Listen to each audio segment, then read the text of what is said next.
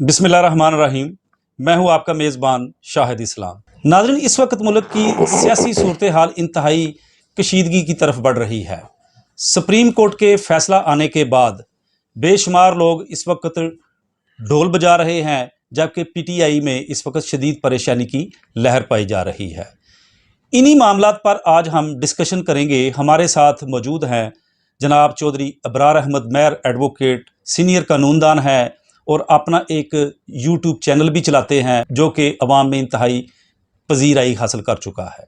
मैर अबरार साहब, हम आपको खुश आमदीद कहते हैं। मौजूदा सूरत हाल जो मुल्क की चल रही है वो आपके सामने है। सुप्रीम कोर्ट का फैसला आ गया है।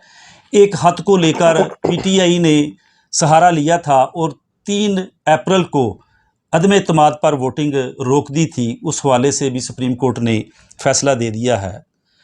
मेरा आज आपसे पहला क्वेश्चन ये है कि सुप्रीम कोर्ट ने अभी तक उन अराकीन पर जिन्होंने पीटीआई छोड़कर सिंध हाउस चले गए और जाकर पीडीएम के साथ बैठ गए, उनकी इस एक्ट पर कोई आज खुद नोटिस भी नहीं लिया और ना ही उनकी पिटीशन पर अभी तक फैसला हुआ है। क्या कहते हैं?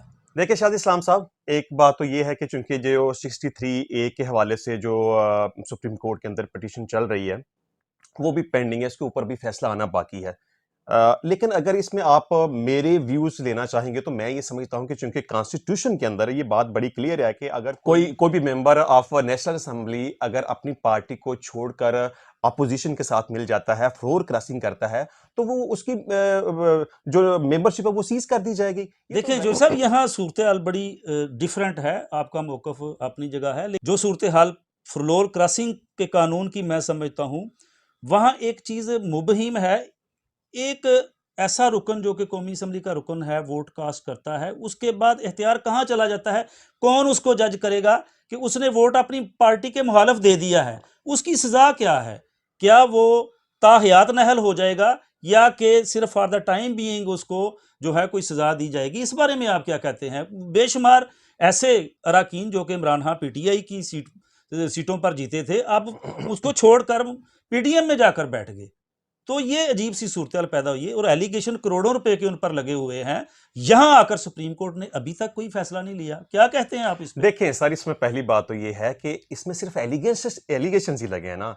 जब किसी पार्टी की तरफ से मेंबरान दूसरी पार्टी में जाते हैं तो अक्सर ये होता है कि उनके ऊपर इल्जामात लगाए जाते हैं कि ये बिक गए हैं, इनको खरीद लिया गया है, और जिस तरह के ये चार्जेस लग रहे हैं कि जी वो किसी ने 20 करोड़ रुपया ले लिया, 25 ले लिया, ये सिर्फ कहने की बातें हैं। क्या रिकॉर्ड के ऊपर किसी किस्म की ऐसी कोई बात है, कोई एविडेंस कोई ऐसी है किसी भी शक्ल में, कोई विटनेस ऐसा हो, कोई रिकॉर्डिंग ऐसी हो, कोई ऐसा सबूत, कोई ऐसा मटेरियल जो ये साबित कर सके कि वाकई उन्होंने पैसे लिए हैं? तो सर सिंध हाउस में गए हैं। सिंध हाउस सर देखिए सर, मैं माफी चाहता हूं, देखिए मेरी बात सुनिए। और वहां जाके इनका बैठ जाना, क्या ये उनके मामे के बेटे हैं या उनके कोई फुफो के बेटे हैं? क्या रिश्तेदारी है? क्या मामला है? क्यों वहां जाकर बैठे हैं? अगर इमरान खान के साथ इनका कोई झगड़ा है तो वो बैठ के इमरान खान के साथ सॉल्व करें। अगर उसको छोड़कर, इमरान खान साहब को छोड़कर ये चले जाते हैं सिंध हाउस में, तो उनका एक्ट बोल रहा है उन्होंने वो बिक गए हैं। सर मैं आपको बता दूं, आप ये इन 12-14 लोगों की बात करते हैं। देखिए मैं प्रेडिक्ट कर रहा हूं, खान साहब ने जिस बुरे तरीके से गवर्नमेंट की है, जिस तरह उन्होंने सबज बाग दिखाए, बड़ी बड़ी बातें की, पाकिस्तान को ऊपर ले जाने की, मीशत को ऊपर ले जाने की, सबज पासपोर्ट की इज्जत करवाने की, जिस तरह उन्होंने बड़े बड़े सबज बाग हमें दिखाए, तो वो किधर हैं? उन्होंने पाकिस्तान में साढ़े तीन साल की बात 35 साल वालों से तो ना बुलाएं। सर देखें सर, नून लीग ने 35 साल हुकूमत की है इस मुल्क पे और आज भी कहते हैं इक्तदार हमें दे दो। सर देखें, खान साहब ने कहा था कि मैं इस मुल्क की तकदीर जो है ना वो 100 दिनों में बदल दूंगा, मैं 100 दिनों में करप्शन भी खत्म कर दूंगा, मैं 3 साल मैं अपने दौरे हुकूमत में करोड़ों नौकरियां भी दे दूंगा, मैं करोड़ों घर भी बना के दे दूंगा, मैं मुल्क को जो है ना वो ऊपर लेके जाऊंगा, मैं किसी से कर्जा नहीं लूंगा। बल्कि मुझे याद है कि खान साहब ने अपनी पहली स्पीच में ये कहा था कि मैं आपका वजीर आजम आपसे कमिटमेंट करता हूं, अवाम से कमिटमेंट करता हूं कि मैं पूरी दुनिया में किसी के सामने हाथ नहीं फैलाऊंगा, मैं किसी से बेगिंग नहीं करूंगा, मैं पैसे नहीं मांगूंगा। मैं समझता हूं कोई गवर्नमेंट भी सर देखें बात हो रही है वादों की, बात हो रही है कमिटमेंट की, बात हो रही है सबज बाग दिखाने की। जब हमारा लीडर ये कहेगा कि जी अगर किसी पेट्रोल की कीमत बढ़ती है या बिजली की कीमत बढ़ती है तो आप समझ ले कि आपका वजीर आजम करप्ट है। तो सर आप नून लीग ने और पीपल्स पार्टी ने कई साल हुकूमत की है, क्या अवाम को रोज़गार मिला, बुनियादी ज़रूरतें उनकी पूरी हुई? आज भी मुल्क तो वहीं खड़ा है। अगर आप सिर्फ इमरान खान को ब्लेम करेंगे तो ये तो जस्टिफाई नहीं है। 35 साल हुकूमत जो है वो शरीफ बरादरान ने की है, पीपल्स पार्टी का दौर अलहदा है। यहाँ मेरा भी मौक़िफ़ देखें ना जी, मेरा मौक़िफ़ भी सुने, मैं आपका मौक़िफ़ मैंने सुना है। गुजारिश ये बुनियादी ज़रूरतों की है। यहाँ आज जो मामला चल रहा है वो पॉलिटिकल जो है वो गैर इस्तेहकाम हो गया है हमारे पाकिस्तान में, अजीब सी सिचुएशन पैदा हो गई है। अब सुप्रीम कोर्ट कहता है कि आपने 3 अप्रैल वाली सूरत-ए-हाल से शुरू होना है, यानी अदम एतमाद से वोटिंग से शुरू होना है और वोटिंग करवा के जो नेक्स्ट एक प्रोसेस कहता है, कानून कहता है, उसके मुताबिक चलना है। बिल्कुल चलना चाहिए, कानून को अडॉप्ट करना चाहिए।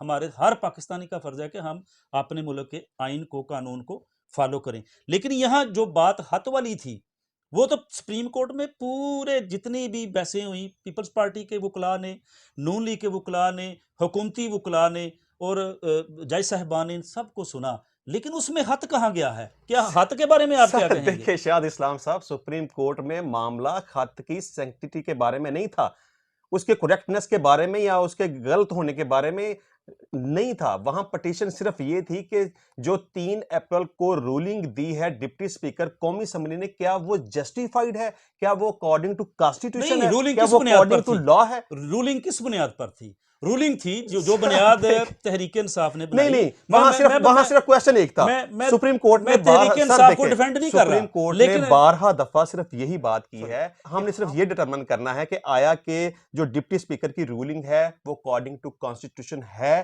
कि नहीं है। खत की बात तो उनके क्या पास है ही नहीं, खत का तो इशू ही नहीं है वहां पार्लियामेंट पे। का कोई एक्ट जो कि सेशन के दौरान किया जाए, जैसे कि 3 अप्रैल को इजलास हुआ, इजलास में डिप्टी स्पीकर ने एक ruling the, that is the act of the parliament, क्या उसके खिलाफ सुप्रीम कोर्ट को आज खुद नोटिस लेना चाहिए, या वो अमल जो हुआ उसको सुप्रीम कोर्ट में चैलेंज किया जा सकता है? आइन क्या कहता है? सर देखें, 3 अप्रैल को जो हुआ है ना, वो तो सिर्फ कौमी असम्बली के अंदर एक तमाशा हुआ है, एक खेल हुआ है, एक प्री प्लान्ड जो एक मंसूबा था उसके मुताबिक काम किया गया है। एक रिटन फॉर्म में एक स्क्रिप्ट फवाद चौधरी साहब के पास है और एक स्क्रिप्ट डिप्टी स्पीकर साहब के पास है, जिसके वो जो स्क्रिप्ट उनके पास पढ़ा था, आल्दो कि उनके नीचे नाम स्पीकर साहब का लिखा हुआ था, वो अपने फ्लो में जब वो पढ़ते जा रहे थे तो उन्हें ये भी नहीं पता चला कि मैंने नाम किसका पढ़ना है। उधर फवाद चौधरी साहब ने उन्होंने ऐसे पढ़ दिया, बजाय इसके कि किसी दूसरे का कोई मौकफ लिया जाता, इसके ऊपर कोई डिबेट की जाती। कानूनी ये तौर पर फैसला तो कानूनी ये तौर ये पर देखें, सर इसमें देखिए मेरी बात करारदाद तो सुनिए, ये ऐसी फैसला पेश होती है जो भी। सर देखिए, जब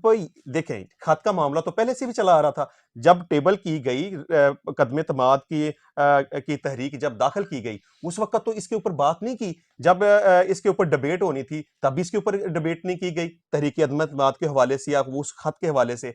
जब 3 अप्रैल को यह मामला डिस्कस हुआ तो 5-6 मिनट के अंदर असेंबली का इजलास खत्म कर नहीं, दिया अब गया। सर देखिए मैं अपनी बात खत्म करता हूं।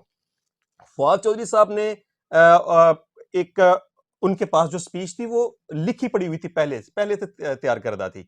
डिप्टी स्पीकर साहब ने बजाय इसके कि किसी दूसरे शख्स को मौका देते या इस मामले को इंक्वायर करते या इसके सही या गलत होने के बारे में दूसरों की कोई राय लेते, अपोजिशन वालों से तो पूछा भी नहीं गया, उनसे तो बात ही नहीं की गई। वो तो जो एक रात को प्लान बना, जो जिस तरह के वो स्क्रिप्ट बन के तैयार आके उनके सामने पड़ा था, उन्होंने हेस्ट में बस स्पीड में वो पढ़ दिया और अदम एतमाद को खारिज कर दिया। ये उनका उनकी ruling absolute against the constitution है। बात कानून इस बात का बिल्कुल जो किसी लेकुना है, देखें पता क्या है, एविडेंस के बगैर, आप भी सीनियर एडवोकेट हैं, कोर्ट्स में एविडेंस करवाते हैं और मामला को कानूनी सतह पर समझते हैं, क्या कोई मैटर विदाउट एविडेंस कोर्ट फैसला कर सकती है? हम सुप्रीम कोर्ट का जो फैसला है उसको मनोअन तस्लीम करते हैं, हर पाकिस्तानी को तस्लीम करना चाहिए, हमारे मुल्क की सुप्रीम कोर्ट है। लेकिन यहाँ सवालात उठे हैं और सवालात पीटीआई की तरफ से भी उठे हैं, कुछ पाकिस्तानियों ने भी जो इस सूरत हाल को समझते हैं उन्होंने इस पर अपना एक नुक्ता नज़र पेश किया है। देखिए, कौमी सलामती कमेटी का जो इजलास था वो हुआ, उसमें पीडीएम वालों को भी बुलाया गया लेकिन वो नहीं गए, अस्करी क़यादत भी वहाँ मौजूद थी, उन्होंने उस हद को देखा है और उन्होंने उस रोज़ मुश्तरका एक एलामिया जारी किया था, उसके मिनट्स लिखे गए थे कि ये सूरत हाल जो है वाकई अमेरिका की तरफ से डेवलप की गई है, और उस हद को बुनियाद बनाकर इन्होंने, इनका एक तरीक़ेकार गलत हो सकता है कि ये तेज़ी में इन्होंने आए हैं 3 अप्रैल को असम्बली में आकर बैठे हैं, फवाद चौधरी ने उस अदम एतमाद की तहरीक को पेश किया है और सवाल पुट कर दिया है साथ ही कि इस पर जो है पहले रूलिंग आनी चाहिए। हालांकि ये बात दुरुस्त है कि एक नुक्ता नज़र जो अपोजिशन का है उसको भी लिया जाना चाहिए था, जो कि ये एक सर बड़ा देखिए, लेकुना सर है। देखिए मेरी बात सुनिए, मेरी माजरत बात के साथ। मुकम्मल हो लेने सर दें देखिए, जयशाह, सर मेरी बात देखिए, मेरी मामला बात जब मेरी बात मुकम्मल हो लेने दें प्लीज। जब उनका नुक्ता नजर नहीं लिया गया, ये भी एक चीज बड़ी काउंटेबल होती है, और उजलत में जो है डिप्टी स्पीकर ने फौरी तौर पर उसको ऐसे अपना फैसला दे के वहां से निकले हैं जैसे पता नहीं सिर्फ मुझे एक कि बात का वहां जवाब आग दे लग दे, गई है। एक बात का लेकिन नहीं, सिर्फ जवाब दे दे, सिर्फ एक बात का जवाब दे दे। क्या प्लीज डिप्टी स्पीकर कोई इन्वेस्टिगेटिंग एजेंसी है? नहीं है क्या डिप्टी सवाल ये स्पीकर के है। पास कोई ऐसा इख्तियार मौजूद है कि उस खत के बारे में मामलात को इंक्वायर करे या इन्वेस्टिगेट करे या किसी नतीजे पे पहुंचे या किसी को गिल्टी करे या किसी को इनोसेंट करे या किसी को सजा दे दे या किसी को बेगुनाह कर दे? क्या डिप्टी स्पीकर के पास ऐसा कोई इख्तियार है? डिप्टी बिल्कुल नहीं स्पीकर है, को सर बिल्कुल देखे, नहीं है। शाहिद लेकिन इस्लाम सवाल साहब, ये उठा डिप्टी कि स्पीकर क्या साहब, कौमी सलामती कमेटी के जो इजलास है वहां इन्होंने क्यों शिरकत नहीं की, उसका जवाब दे दें। क्या इतना हिसास मामला था? इनको जाना चाहिए था। शहबाज शरीफ का मौकफ आता है कि सिर्फ मुझे बुलाया था, फजलुर रहमान साहब को नहीं बुलाया, जरदारी साहब को कोई किसी किस्म का इतलानामा नहीं था, इसलिए मैं क्यों जाऊं, अब मेरे साथी जो नहीं गए। सर तो देखे क्या मेरी ये बात जवाब सुने, सर जस्टिफाइड है? देखे मेरी बात सुने। वजीर आजम साहब ने पहले दिन से लेके आज तक किसी भी अपोजिशन के बंदे से या अपोजिशन लीडर से कभी मिलने की, किसी भी कौमी इश्यूज के हवाले से उनके साथ बैठने की कोशिश की हो, उनसे बात करने की कोशिश की हो, उनसे हाथ तक मिलाने की कभी उन्होंने जो है ना वो अपने ज़र्फ का मुजाहरा नहीं किया कि हाथ तक मिलाया हो।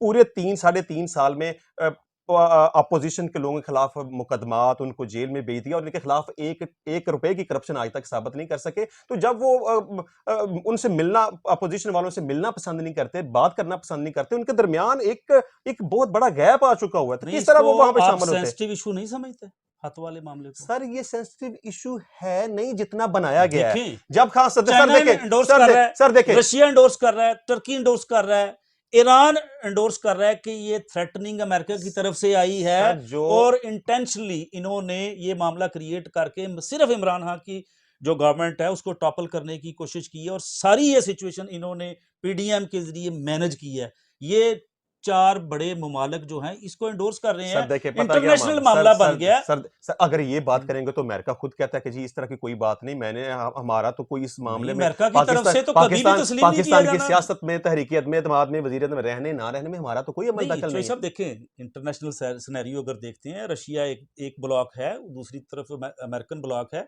अब इंडिया अमेरिकन ब्लॉक में है, लेकिन अगर ऑयल लेना है तो वो रशिया से ऑयल भी ले रहा है, उसको अमेरिका कुछ नहीं कह रहा।